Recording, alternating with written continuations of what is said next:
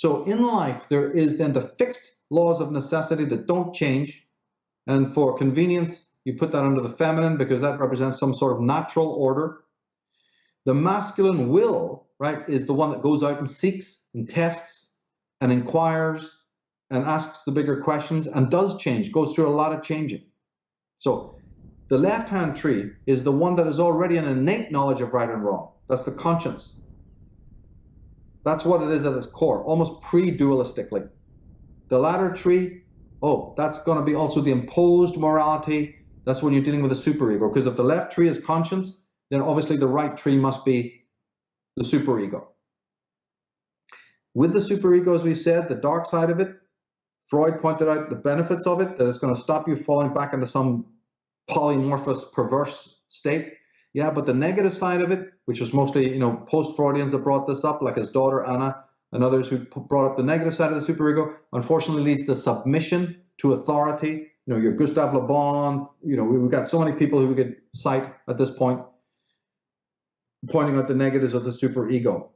And then we said that even when you follow the trail, you'll start to get the pathology. You'll start to get to schizophrenia. You'll start to get the narcissism, because some of the more aberrant branches that grow off of this superego lead to that.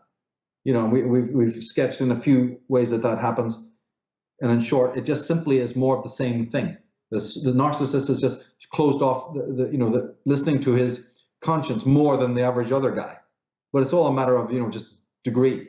And even in an individual's life, there can be degrees. A guy who's not psychopathic one minute and everybody sort of got along, and then the next minute, he flies off the handle in a rage and has completely lost it and goes postal or whatever, all of that kind of stuff. So even in an individual's life, they can swing between hemispheres. It's a living thing, you see. It's a living thing. But the rigidity of the narcissist, he's reached critical mass. He said, I was all open to doing what you want. I was in favor of that. I don't even mind suppressing my imperial self to be what you want me to be. But it's proved impossible. So there's been a shutdown, a freeze. I don't know what to do now, or I've given up. I'm not doing it anymore. Yeah, and in that mode, exactly what you said is correct.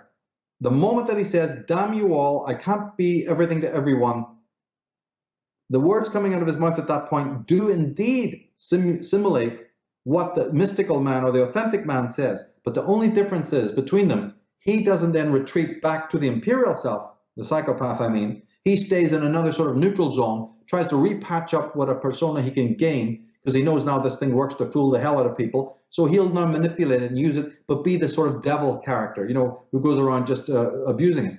The authentic person has no time for that. He's not interested in hurting people. Just because he doesn't want to be like them doesn't mean he has any real animosity towards them. In fact, he might even have a certain degree of compassion towards them, as long as that compassion doesn't also become altruism and then, and block his own movement towards authenticity, which often can happen. So there's, and we're only sketching these things out. There's a lot more analysis that can go into when it comes to how psychopaths develop. And there's a lot of people out there trying to explain that, but they're doing it in an extremely inadequate way because they really don't have the psychology really understood about how this works with the collective and how this works with the cultivation of self-love and how the whole world works to prevent you, from doing that. We were going to plan on redoing some series like the psychic vampirism and other things like that. Would that be something that we might be getting into for people? Yeah, that's central to that. Yeah, I still have stuff to continue on that, to reprise that again, because it's central. And that's where we can get into more of those details about how the psychic vampire dynamic works. That would be your compulsives, your narcissists, your neurotics, your full-blown schizophrenics, and just also your sadists, the full-blown sadists, who they are now going to say, you put demands on me, look what you people have done to my superego, look at the demands you impose on me, I'm going to bloody impose them on you. I'm going to be the master, and you're going to do everything that I want you to do. Well, society prevents a child from doing that. When he goes to school, they won't listen. So then he picks on individuals instead, weaker individuals. The hedonic behavior usually is frowned upon. And so then this pathological type hides. He grows up to want to go to politics and to religion because it's just filled with psychopaths. because now they have the power to get the power they want to manipulate. And that's why there's so many of these freaks and weirdos and perverts in those areas. It's just a club for hedonic types who just want to party to the end. They have no conscience, because remember, it's only when you're in touch with your conscience that you have a deep innate empathy with the world, empathy with animals, empathy with yourself, empathy with other people, and then you have a broader vision of what your life purpose is all about. When you shut down the voice of that and the superego's dominant, unfortunately now you can destroy, you can kill, you can get your way. You're operating on a very, very sadistic mode. You might also be masochistic, but that's just a fancy word for self-sadism. And now people can see what I'm saying. How can you be sadistic towards yourself? That almost sounds like a paradox to somebody who doesn't have a psychological insight, but it's perfectly logical to those who do. Yes, because you're more than one person inside, like I've been saying all along. So one part of the self can be repressive and sadistic, we call it masochism, to another part of the self. Sadism is when it's towards another person. Masochism is when it's towards yourself. But it can't be explained to people who haven't looked beneath the surface and done some reading to know how that even works. Nor is an ignorant mass of people even going to be able to diagnose that they are doing it to themselves. I see self-sadism all around. I do readings for people, right? It's the core of what's going on in a lot of people's lives. But if you haven't got the psychological insight to know even what it is, how can you get out of the problem? Our world is saturated. It's a theme in a lot of my presentations just to point this out.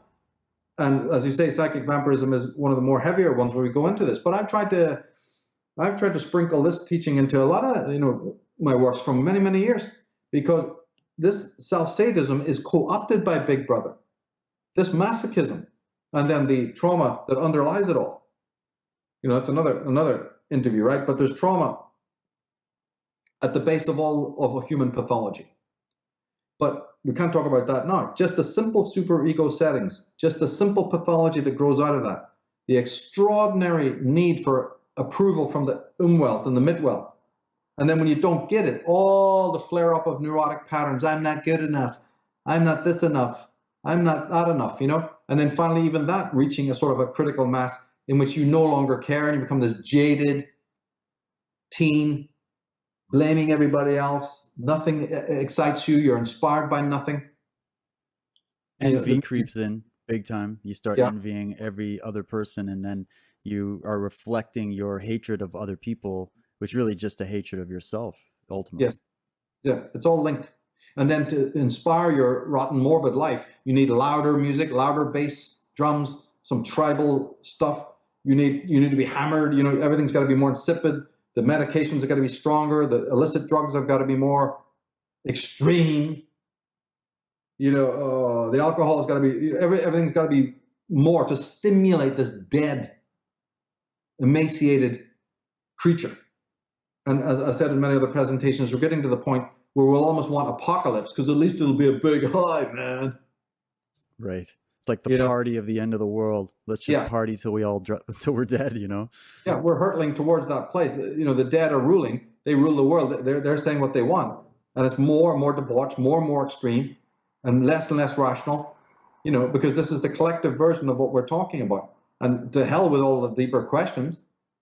So the authentic man signs on and says, there is this deep core tree of life within me. And it runs on its own batteries. The connection I have with it is a big mystery, and I'd like to know what it is, and that's where Schelling and these guys come in, right? But then I've got this knowledge of dualism. I myself embody it. I see the world is split into these polarities. That's the knowledge of the tree of good and evil. What do I do with that? And that has a moral component, certainly. But those who just continue eating off that fruit, they slowly forget. They get caught in all the dualism, and they start forgetting about the tree of life. So the last couple of cards, have reached us to the devil, got us down to where that is exactly the dynamic. Dualism, right? The two figures standing in front, whether you say it's master, slave, or masculine and feminine, whatever, and we're all caught in that level. And we've forgotten about the greater process of which we're a part. And we're no longer listening to the tree of life. You see, so as we move through these cards, to the star card or whatever, to the final cards. That's where we're at right now. Fate has to create it, that we must now go to a total destruction. There's a reaching of a total morbidity. And it's at that moment that then this originary, still small voice starts to speak when you're absolutely in the dark. Why it's like that, I don't know. I didn't invent it. This is just ontological. It's in the world. That people have to reach this dark night of the soul, which is what the underworld cycle is all about, so that they can really get down to fundamentals, so that there's a cathartic process that goes on, an apophatic process actually first, by which all unnecessary things are pushed away. So when you have a death in a family or something, a major tragedy, etc., a job loss, a treachery that took place to you, you close the door, you go within, you sit there and brood, you become contractive again, and it's all very necessary. There's nothing wrong with the contractive energy. It's at that moment when, you start to speculate. You shouldn't have to go to that level to become philosophical. But given the chaos of our world, sometimes this is the only way it happens. Some people just get sidetracked into inadequate religious explanation. They just simply go, so the voice of truth within them sent them back maybe to the church, or it sparked off a little bit of questing, but guess what? The priests got hold of you and said, hey, sure, we can answer all of that. Or some Eastern guru telling you it's karma or some shit, without explaining what that really is all about. Or you become jaded and agnostic and atheistic, and the stupid image of God that the religions have put in your mind, you start blaming that image. I mean, what is all this? Well, it's all, that's God, terrible. Why is he picking on me? So, I mean, it's just hopeless. Your whole image of God is false in the first place, and now you're going to go and beat that up. I mean, it's just hopeless. But to me, the key thing, again, to reiterate, is that you can't eat off the tree of the fruit of, the knowledge of good and evil unless there's already self-consciousness. You have to already be a being who's been able to split. And that's what that tree represents. Right? Adam, the male's on that side, whatever. Okay. But the idea is that self-consciousness is the limen, it's the special event. There were special events before that, right? Which Jacob Boehm is trying to explain what happened with God. But see, at the end of the day, for us, we can never know that. Consciousness can never go back before the moment of self-consciousness. This is extraordinarily important for modern physics. They're always trying to talk about big bangs and origins, and religious people are trying to talk about the origin of God without seeing this flaw that I'm addressing. For man, there is no origin except the origin of when he becomes self-conscious. Anything before that is speculation. It's not subject to knowing because self-consciousness wasn't there. There was nothing. See, look, the question of what was there before a given point. Say you're saying, well, what was there before God? What was there before the Big Bang? What was there before the universe? Is pointless, unanswerable questions, because you'd have to have been self-conscious to be there, but you weren't, because the question is posed by a self-conscious being who cannot go prior to his own self-consciousness. It doesn't mean there wasn't something before that self-consciousness. Of course there was. But you cannot know what it is, because even the framing of the question of what was there before is a concomitant, a symptom, an epiphenomena of self-consciousness. Now, what we do to get out of this, loop, is we take our origins and bloody well project it fallaciously back. It's totally ludicrous if you think about it. But we take the origin of our self-consciousness, cut that out, and paste it back and say this accounts for the origin of God as well. And we don't see the metaphysical, fallacy of this.